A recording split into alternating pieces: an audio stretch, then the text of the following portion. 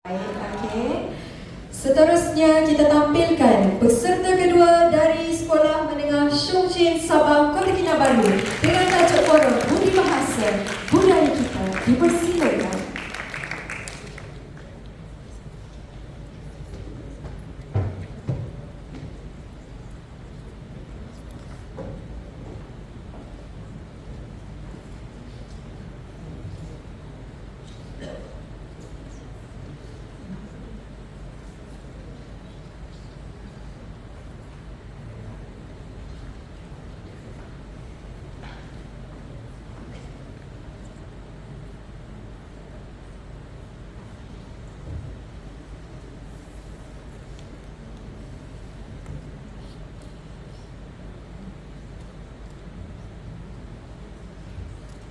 Percubaan pengerusi.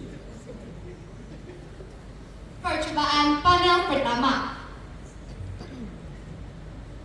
Percubaan panel kedua. Percubaan panel ketiga.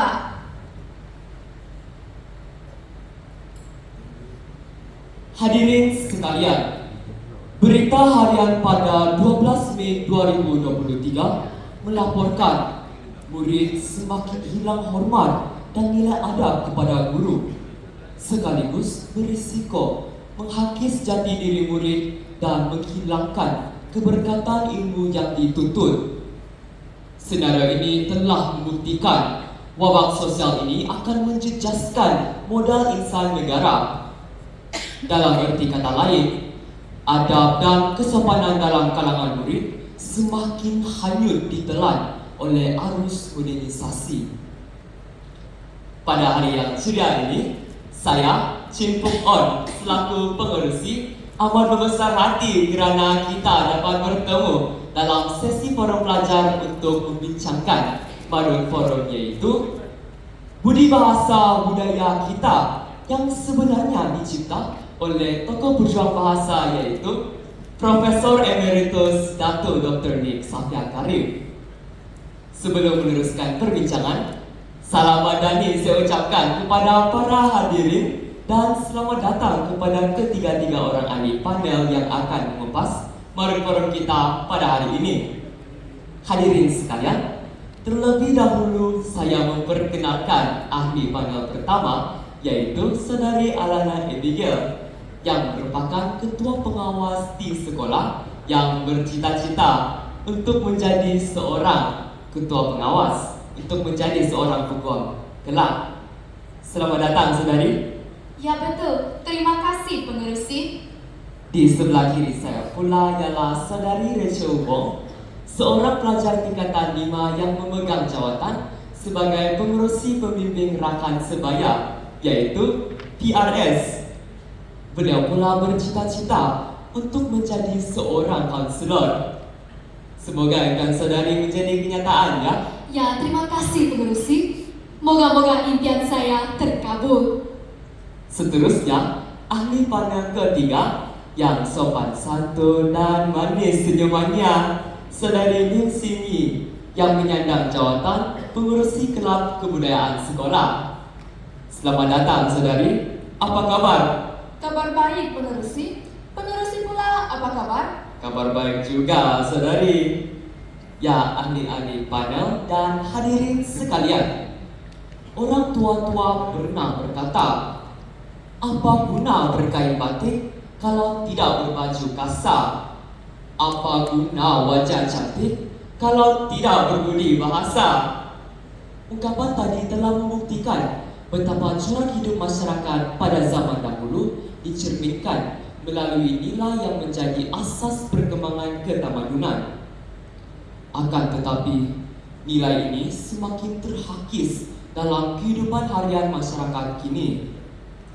Baiklah, tanpa membuang masa, mari kita mulakan dengan kupasan tentang modul forum kita pada hari ini.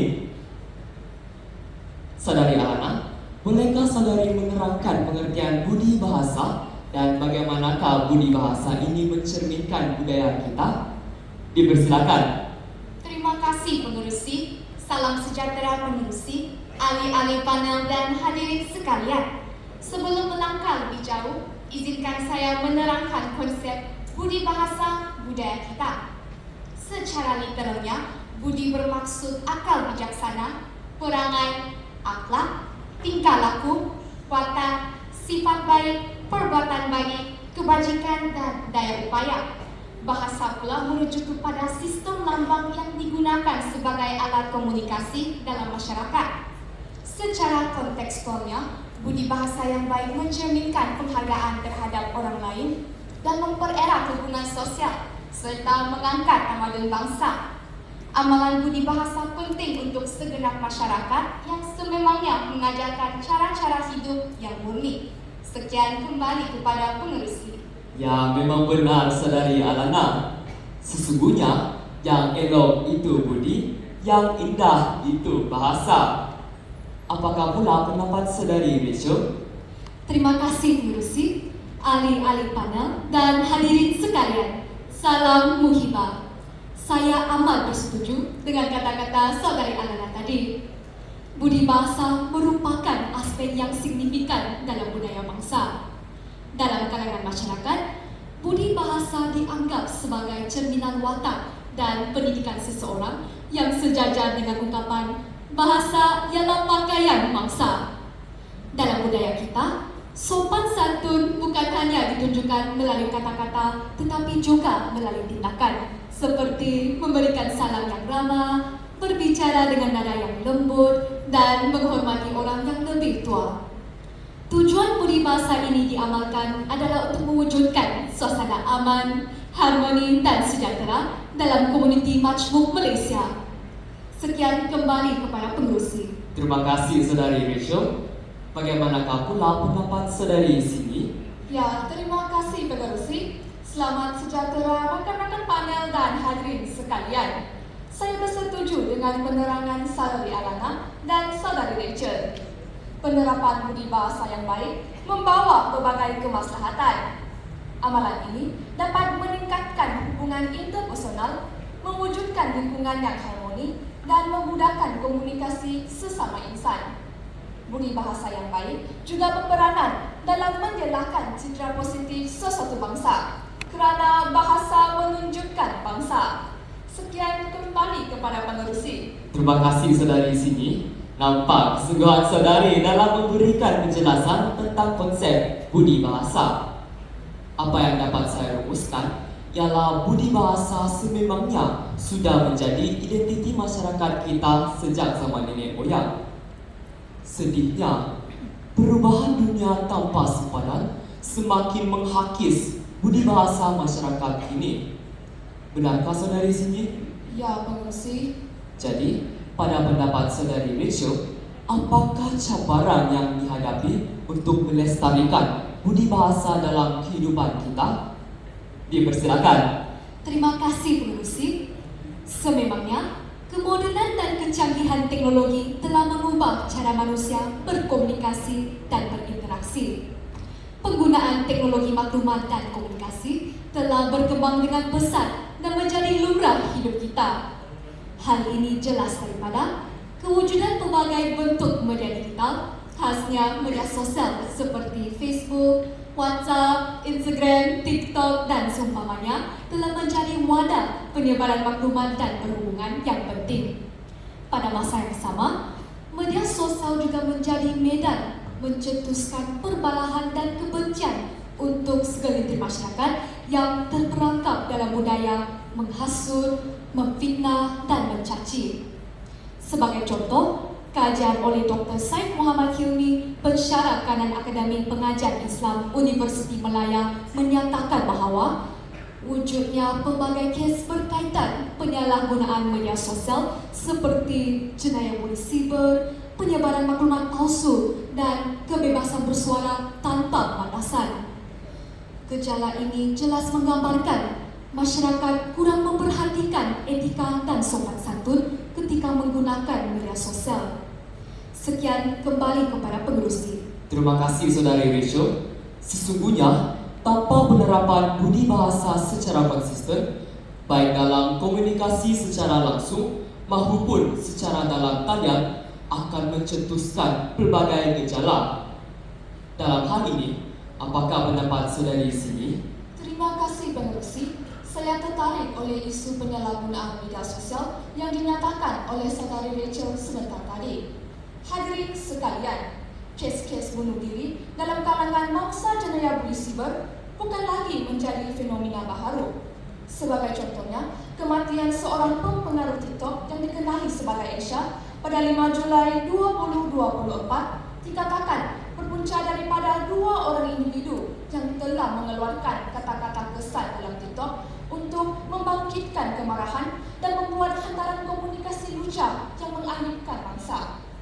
Hal ini terbukti ramai pengguna yang tidak mematuhi etika berkomunikasi dan sering memberikan komentar tanpa adab untuk menjatuhkan maruah dan reputasi pihak-pihak tertentu.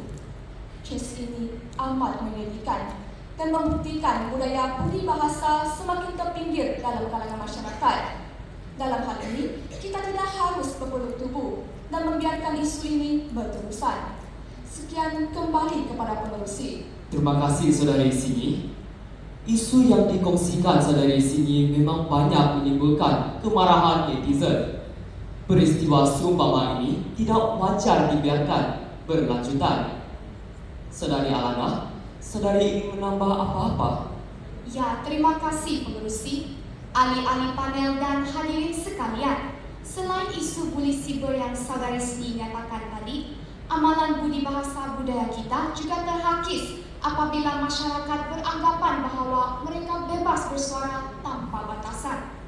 Kita maklum bahawa setiap warga negara Malaysia bebas mengemukakan pandangan selagi tidak menyentuh isu-isu sensitif seperti yang termaktub dalam Perlembagaan Persekutuan Perkara 10 dalam kurungan 4. Akan tetapi, terdapat pihak yang tidak berhemah kerap berhujat tentang pelbagai isu, termasuklah perkara-perkara remeh, isu-isu peribadi, hal-hal negara atau sosiopolitik. Kebebasan bersuara tanpa batasan berpotensi menjejaskan perpaduan rakyat, terutamanya apabila melibatkan sentimen agama atau bangsa tanpa mengendahkan budi bahasa dalam komunikasi. Sekian kembali kepada pengerusi. Terima kasih saudari Alana. Berdasarkan perkongsian yang diberikan oleh ketiga-tiga ahli panel sebentar tadi, jelaslah pengabaian amalan budi bahasa akan membawa kemudaratan kepada nusa dan bangsa. Persoalannya, bagaimanakah kita memugarkan amalan budi bahasa agar menjadi pegangan kukuh dan jati diri bangsa Malaysia? Apa kata kita dengarkan pendapat daripada saudari sini? Terima kasih pengerusi, warga dewan sekalian. Untuk memastikan budi bahasa tetap terpelihara, pendidikan sejak kecil sangat mustahak dan seharusnya bermula dari rumah. Maklumlah, anak-anak umpama kain putih, ibu bapalah yang mencorakkannya. Oleh itu, ibu bapa harus menjadi suri teladan dengan membudayakan amalan budi bahasa. Sebagai contohnya, apabila ibu bapa menghormati orang tua, anak-anak akan mencontohi amalan ibu bapa mereka. Kerana kemana tumpahnya kuah jika tidak bernasi. Ibu bapa juga perlu mengajar anak-anak supaya menggunakan panggilan mengikut kesesuaian latar belakang dan budaya yang betul, seperti atok, opa, abah, kakak, abang, dan bukannya memanggil hey guys. Oleh itu, panggilan dan sapaan yang mesra nescaya dapat menjalin tali persaudaraan yang erat. Dengan ini, amalan 3S, yaitu senyum, sapa, dan salam juga perlu diperkasakan sesama ahli keluarga. Sekian kembali kepada pengerusi. Terima kasih saudari sini. Memang mulia amalan 3S kerana senyum itu sedekah, sapa sebagai tanda ukhuwah dan salam menimbulkan perasaan persaudaraan. Apakah pula pandangan saudari Rachel tentang strategi untuk menyemarakkan amalan budi bahasa? Dipersilakan. Terima kasih pengerusi. Pada pandangan saya, pihak kerajaan memainkan peranan signifikan dalam merealisasikan budi bahasa budaya kita. Hal ini jelas daripada amalan budi pekerti yang dijadikan sebagai tunjang dalam pelbagai dasar dan falsafah pembangunan negara.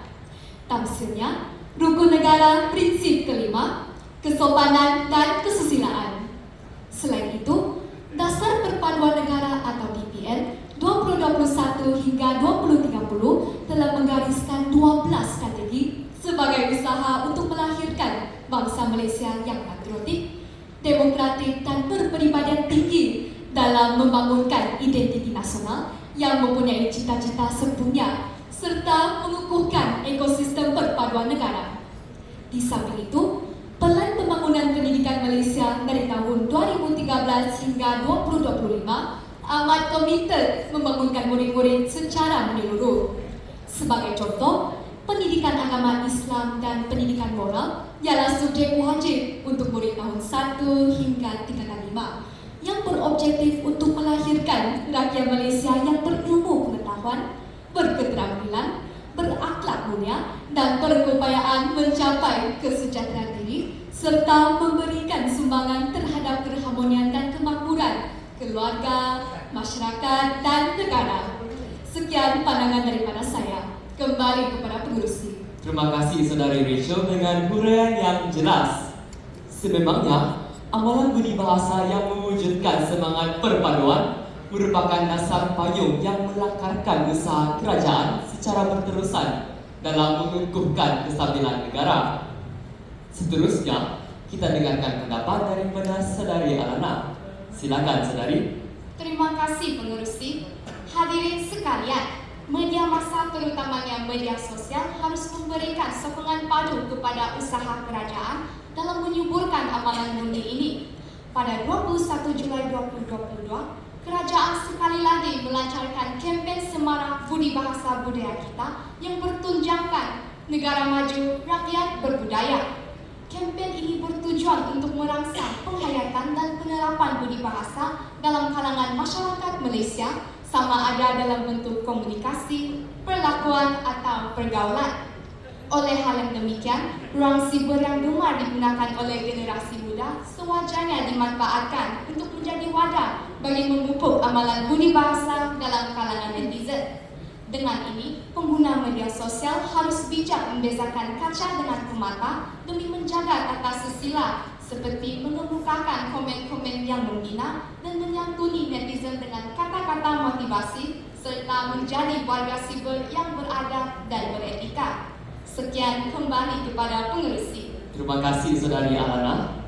Hadirin sekalian, ketiga-tiga orang ahli panel sebentar tadi telah mengemukakan cabaran-cabaran pengamalan budi bahasa dan strategi-strategi untuk menyemarakkan budi bahasa dalam kalangan masyarakat. Sebagai renungan bersama, tuntutan agama terhadap umatnya agar berbudi bahasa dengan ganjaran pahala. Oleh itu, budi bahasa merupakan elemen penting yang perlu ada dalam diri individu kerana bahasa murni wajah peribadi. Sebelum melakukan tirai forum, ahli-ahli panel dipersilakan membuat rumusan. Silakan Saudari Alana.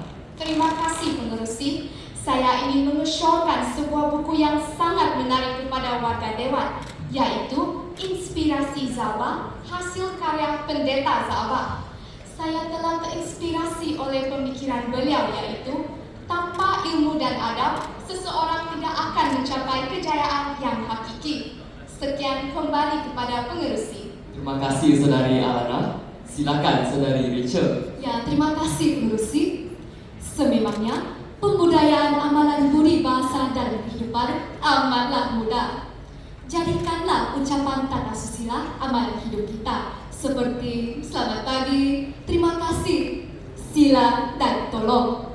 Mulakan hari dengan ucapan tata susila, nescaya dunia akan memesrai kita. Sekian kembali kepada pengerusi. Terima kasih Saudari Rachel. Silakan Saudari Sinyi. Terima kasih pengerusi. Budi bahasa telah berjaya melakarkan nama Malaysia di pentas dunia. Menurut hasil kajian oleh Indeks Passport Atom Capital, Malaysia telah dinobatkan sebagai negara keempat paling mesra pelancong antara 199 buah negara. Oleh itu, tidak mustahil Malaysia akan menyandang tempat pertama kelak. Sekian kembali kepada pengerusi. Terima kasih Saudari Sinyi. Hadirin sekalian, Rumusan daripada ahli-ahli forum sebentar tadi telah mengungkapkan makna yang mendalam tentang topik forum kita pada hari ini. Sebagai pewaris budaya Timur yang budi bahasanya terpuji, sepatutnya kita bangga dan terus memperkasakan warisan kesantunan ini yang merangkumi penampilan diri, cara berfikir, cara bertindak, dan cara bertutur. Akhir kata, terima kasih saya ucapkan kepada ketiga-tiga orang ahli panel kerana sudi meluangkan masa untuk sesi forum kita pada hari ini. Sebelum mengundur diri, serangkap pantun penutup tirai. Budi bahasa budaya kita, sesama kita memberi hormat, bertutur sopan, hati ceria, hidup aman, jiwa selamat. Sekian, terima kasih. Kita silakan kepada Hakim untuk mengajukan soalan spontan. Baik, salam sejahtera bahasa membina bangsa. Bincangkan kerancuan ataupun kekeliruan bahasa Melayu di media sosial yang boleh mempengaruhi adab dan etika masyarakat. Saya ulangi, bincangkan kerancuan ataupun kekeliruan dalam bahasa Melayu di media sosial yang boleh mempengaruhi adab dan etika masyarakat. Silakan.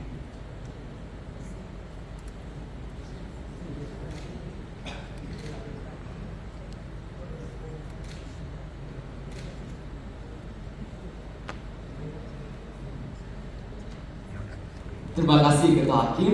Soalan tadi berbunyi, bincangkan kekeliruan bahasa Melayu di media sosial yang boleh mempengaruhi adab masyarakat. Sekarang, saya membuka ruang diskusi kepada ahli-ahli panel. Dipersilakan. Minta maaf pengerusi, Ya, saudari. izinkan saya melontarkan pendapat saya. Ya, silakan, saudari. Ya, terima kasih pengerusi. Hadirin sekalian, masyarakat yang tidak beradab akan menggunakan bahasa-bahasa seperti bahasa Melayu untuk mengeluarkan sebarang komen negatif yang boleh menyinggung perasaan dan menjatuhkan maruah seseorang. Sebagai contoh, baru-baru ini netizen telah memberikan kritikan negatif terhadap pakaian kontingen Malaysia semasa perasmian Sukan Olimpik Paris 2024. Kritikan ini telah mencerminkan rakyat Malaysia yang hilang jati diri dan boleh menjejaskan imej negara. Oleh itu, amalan budi bahasa amat penting untuk rakyat Malaysia menjaga nama negara kerana hebat merak kerana bulunya, hebat manusia kerana budinya. Sekian kembali kepada pengerusi. Terima kasih, saudari Risho. Maafkan saya pengerusi, izinkan saya mengemukakan pendapat saya. Ya, silakan, saudari. Ya, terima kasih pengerusi. Hadirin sekalian, segelintir masyarakat sering mengeluarkan kata-kata kesat semasa menggunakan media sosial. Misalnya, mereka sering mencaci, menfitnah atau bertindak dan bertutur secara melulu. Hal ini akan mencetuskan tekanan terhadap pengguna media sosial yang lain dan memecah belahkan hubungan sosial antara manusia. Jelaslah bahawa akhlak dan adab amat penting untuk seseorang kerana orang memberi, kita merasa. Orang berbudi, kita berbahasa. Sekian kembali kepada pengerusi. Wah, benar sekali lontaran indah saudari Alana. Hai sekali, kita dengarkan pendapat daripada saudari Cindy. Ya, terima kasih pengerusi. Hadirin sekalian, sesungguhnya ketidaksahihan sesuatu berita mampu mendorong masyarakat untuk meninggalkan adab yang diwariskan oleh nenek moyang mereka. Hal ini dikatakan demikian kerana ketidaksahihan sesuatu berita mampu memberikan impak negatif kepada pemikiran masyarakat, iaitu menimbulkan kegelisahan dan kekeliruan.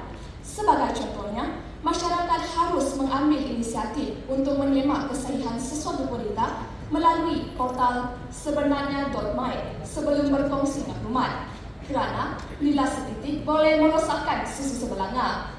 Sekian pendapat daripada saya. Kembali kepada pengerusi. Terima kasih saudari Cindy. Nampaknya pernah sekali lontaran indah daripada pemforum kita pada hari ini. Semoga diskusi kami pada hari ini dapat mencerminkan para hadirin agar mengamalkan budi bahasa dalam kehidupan. Sekian, terima kasih.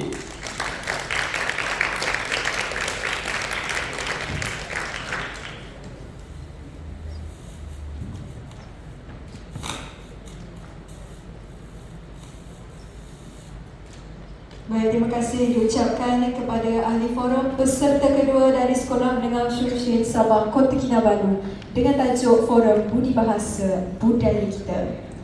Seterusnya, kita akan beralih ke peserta ketiga